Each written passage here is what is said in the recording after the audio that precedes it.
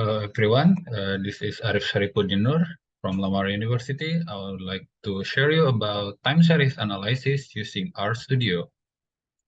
First, we need to collect the dataset, the time series dataset.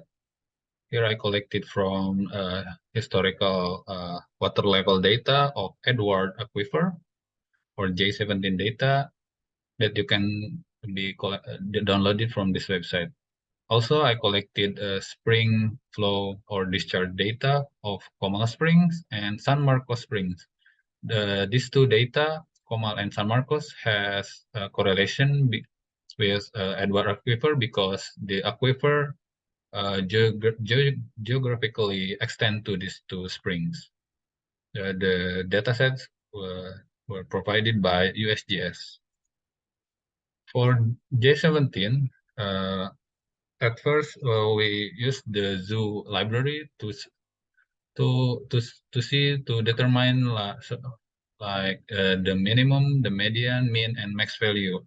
The data started from 1932 to 2023, with minimum 612 and maximum 703.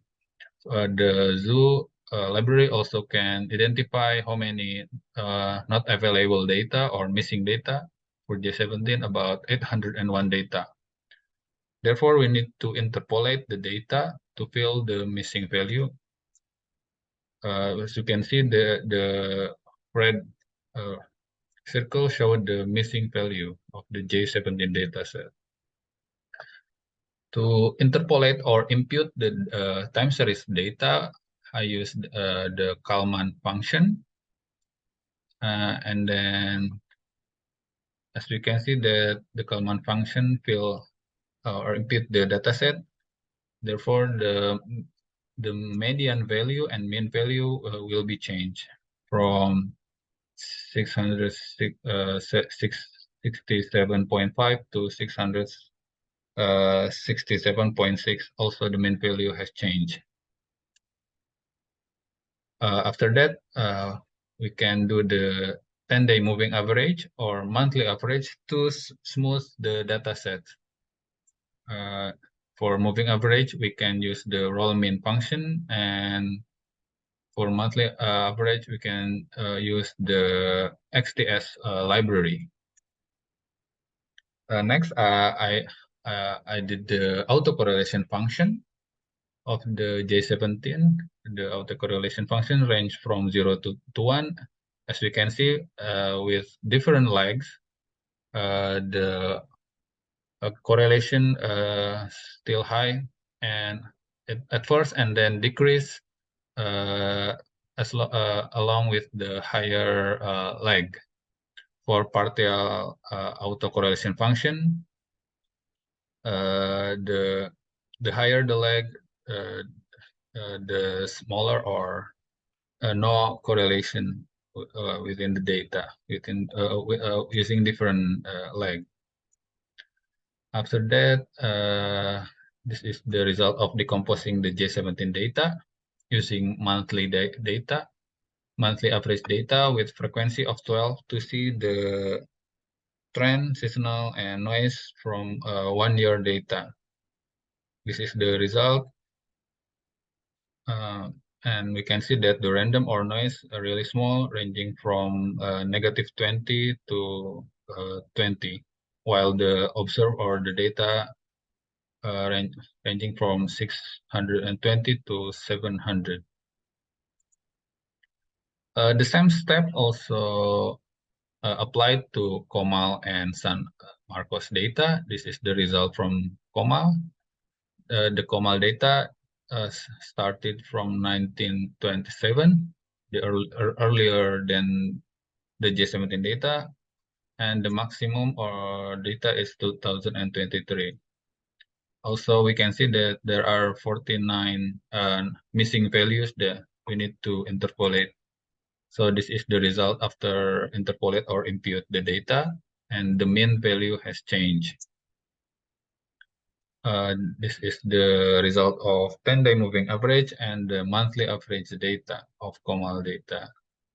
Also, this is the result from autocorrelation function and partial autocorrelation function that showed similar results. Next is result after decomposing the Comal data. We can see the trend and seasonal.